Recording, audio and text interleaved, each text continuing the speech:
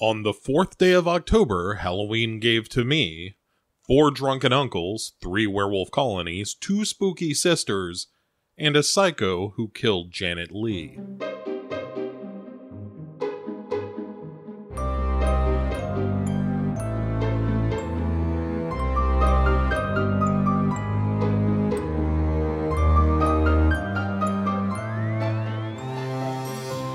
Hey everyone, welcome back to the 31 Days of Halloween here on Legion Podcasts. I'm very excited to be continuing this series. As I've said in previous installments, I love Halloween and I love horror movies. And when you combine the two, it is two great tastes that taste great together. And we have been doing a little bit of a run of werewolf movies. We've got one more to go. But we are pausing at number 3 in our list of werewolf films for a personal favorite of mine. Is it the best of werewolf movies? Probably not. Is it a movie that I love dearly? Yeah, it really is. And of course I'm talking about Silver Bullet from 1985, a movie that is damn near 40 years old at this point. And I would argue the last great Gary Busey performance, perhaps. Like, he's always kind of fun and unhinged. But this is a real performance. This is a real character. It's a fantastic role for him. It suits him so well. And outside of his turn as Buddy Holly, I would probably argue it's my favorite performance of his. Let's get into it. What is Silver Bullet? Silver Bullet was, of course, based on the novella Cycle of the Werewolf, written by Stephen King and illustrated by Bernie Wrightson. It was a terrific little book. And this was turned into a screenplay by Stephen King himself, which I think is apparent in the dialogue in the film. A lot of people being called boogers and, and that sort of thing.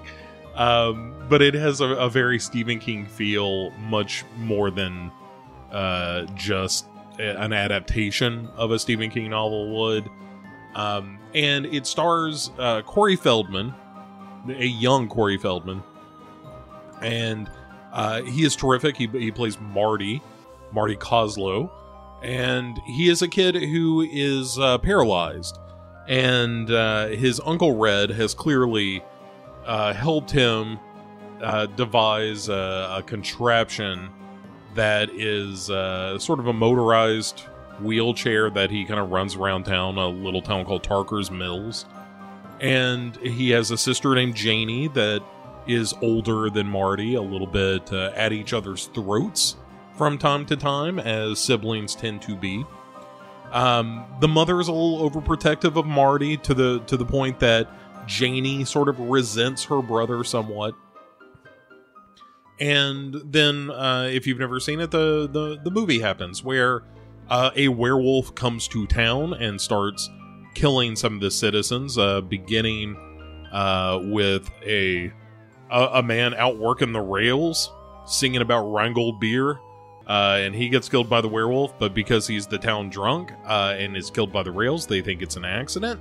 And then the real horror begins when a woman who we know from a scene that Janie sees unfold is pregnant, and her boyfriend doesn't want anything to do with this baby, so this woman is going to take her own life. But before she can do that, a werewolf comes to get her.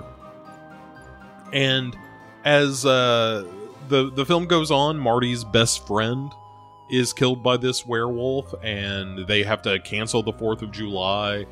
And one thing leads to another, and Marty discovers that the werewolf is in fact his local reverend, who he has shot in the eye with a rocket on the 4th of July. This reverend is played by Everett McGill, and Everett McGill is best known to me outside of Silver Bullet as the guy who plays Ed in Twin Peaks, but you might also remember him from The People Under the Stairs as well. And he's a terrific actor.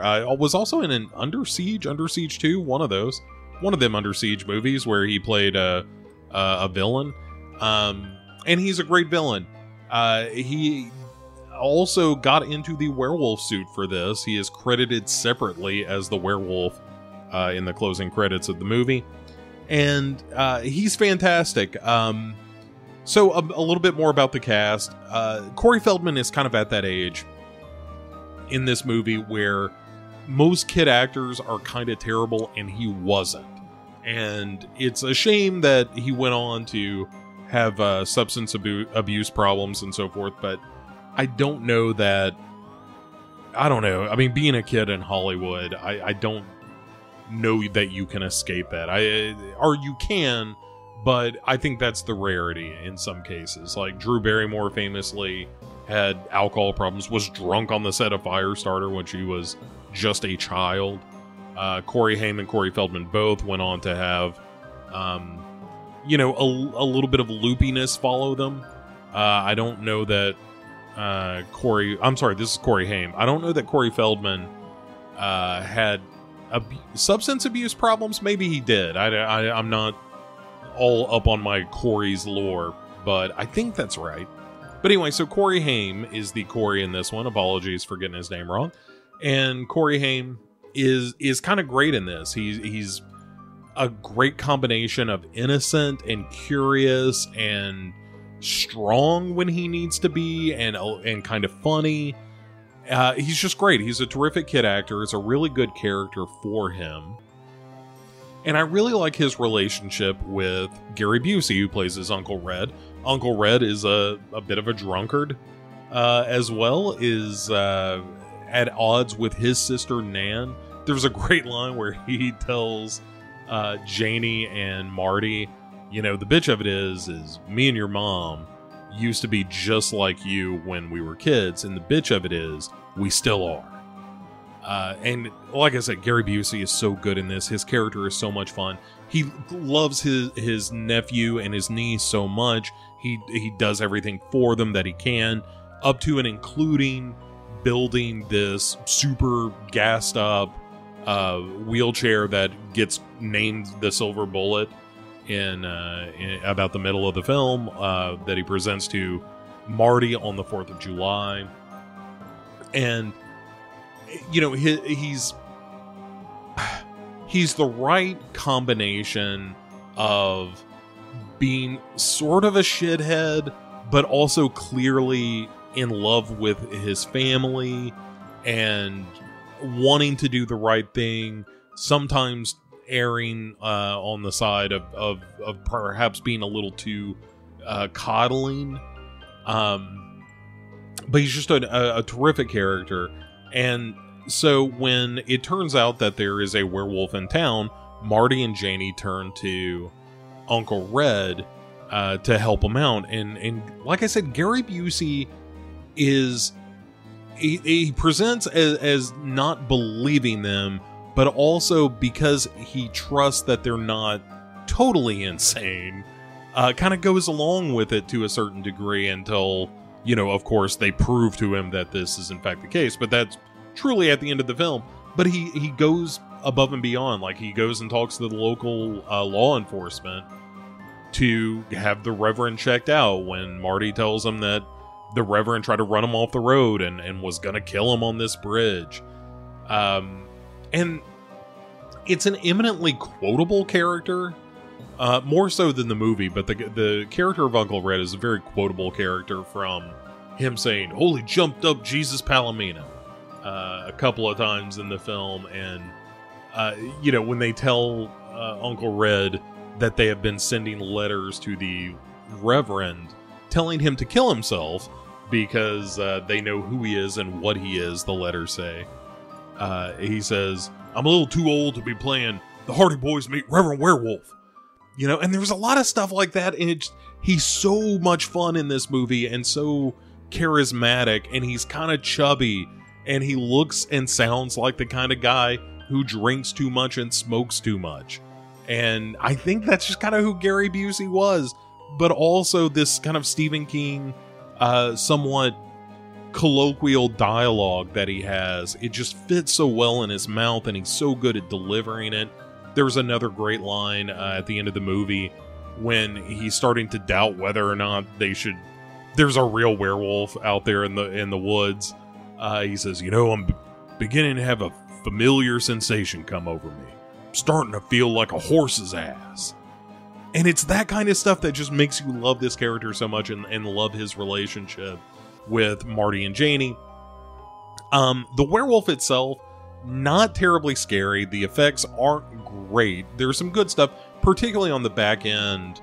Some of the transformation stuff is not very good at all. Some of it is pretty good. They started the movie without having completed the werewolf effect, so that goes some of the way to explaining why maybe it's not the best. But I really, really love it. I just think that Silver Bullet is kind of a comfort food movie for me, because I saw it so much when I was a kid.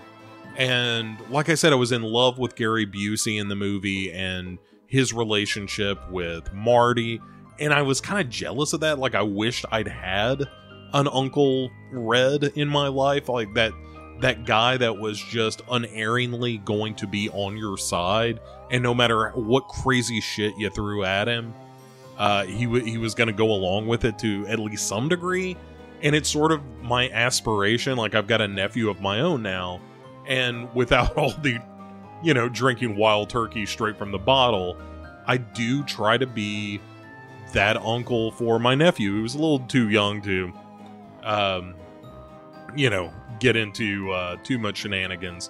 But that's what I think about when I think about my relationship with Xander. I think about Uncle Red and being that guy that this kid can call anytime. And because I'm broken as a person, most things when it comes to relationships and emotions and stuff, I refer to a movie that is the thing that I wish was reality. And so that's how I look at my relationship with my own nephew, is I want to be the Uncle Red to his Marty. And this movie means a lot to me for that reason as well. I've sort of made that swap. I've crossed that meridian from feeling like I was the Marty wishing I had an Uncle Red to being the Uncle Red happy to have a Marty in my life. Without, like I said, all the drinking and smoking. But, as a horror film, I would argue it's only so successful. It's not the scariest movie on this list, to be sure.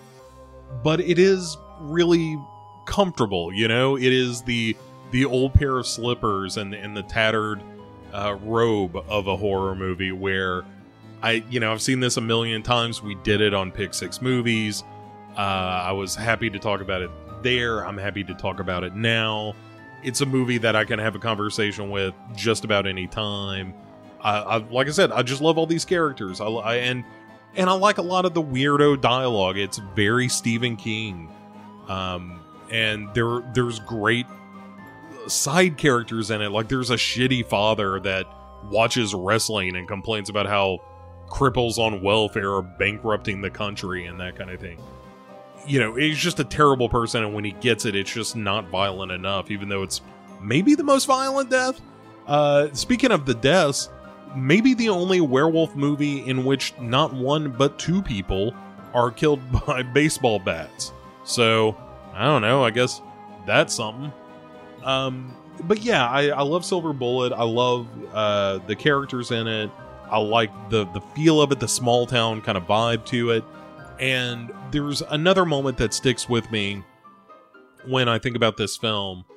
And it's when, after Marty's friend has been killed, and it's the 4th of July, and the fireworks have been called off. And as Gary Busey is leaving their 4th of July dinner with the family, he brings Marty with him to the car, and he hands him a sack of fireworks. And he says, this isn't just because they canceled they canceled the fireworks show. It's so that no crazy shithead can beat the good guys, if you can dig that.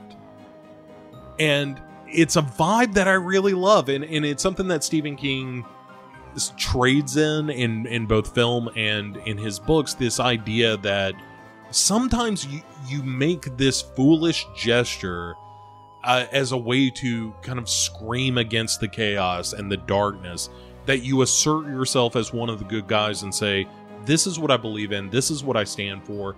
And even if the act itself is silly or ultimately meaningless from the outside, within this world, what it means is that the good guys are always going to fight for the light. You know, there's something about the stand in some of this as well, although that's, you know, a grander scope of good versus evil. But even at this micro level in Silver Bullet, there's a lot of Stephen King talking about, like, sometimes you make these acts, you perform these acts of heroism, even though they don't seem all that heroic, but the very act of doing them is the heroism of going out onto the bridge and firing the fireworks. That is a thumb in the eye to evil. And that's something I really like. I respond to that quite a bit. And I believe in that you do the small, simple things out of love, out of a sense of hope. And in doing those things, the act, what might have been meaningless, becomes suddenly very meaningful. And it's something that I try to impart to those around me. And for those of you listening, if I can wax a little more philosophical for just a moment, it is that, yes, sometimes you might feel a bit of shame or embarrassment in doing something that you love when other people maybe don't give a shit.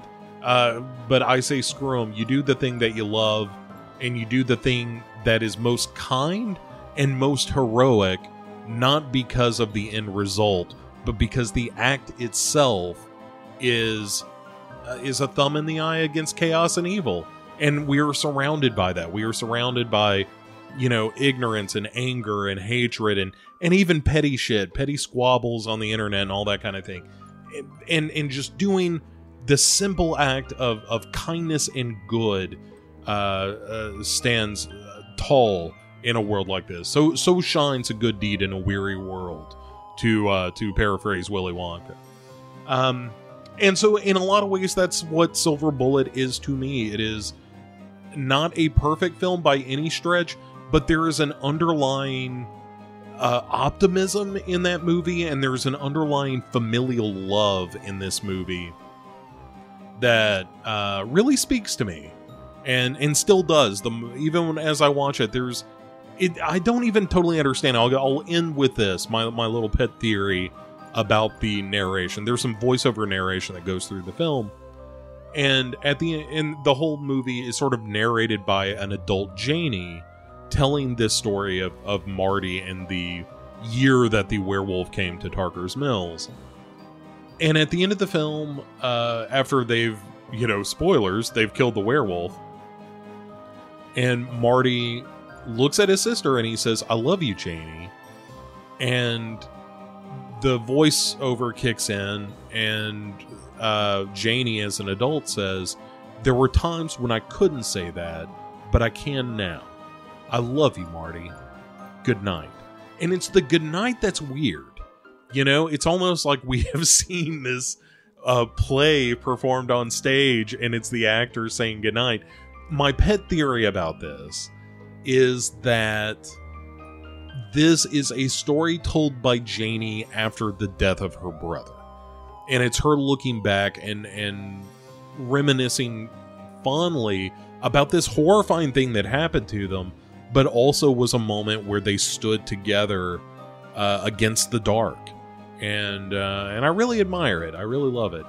And I think that Silver Bullet is an imperfect film, but it's also a terrific film, more in its attitude and its sensibility than in its execution.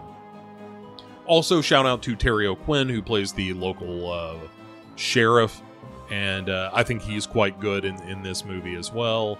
A lot of good, minor performances, and Lawrence Tierney is really fun. Because it's a Stephen King movie, an old woman asks her husband if he's going to make lemonade in his pants. I mean, I don't know how you say no to a movie like this. So Anyway, here we are, day 4 of the 31 Days of Halloween, and it's just banger after banger. We've got one more werewolf movie left to go. We, of course, will not reveal what movies lie ahead, because that's part of the fun, is every day there is a new horror movie to talk about here on Legion Podcast, as well as some other fun stuff, popping off all the time. Not just in October, but let's face it, Halloween season is my favorite. It is many of the hosts here. It's the favorite season of many of them. And so we're doing a lot of fun stuff. And please jump by www.legionpodcastscomp16235 if you haven't in a while or haven't ever.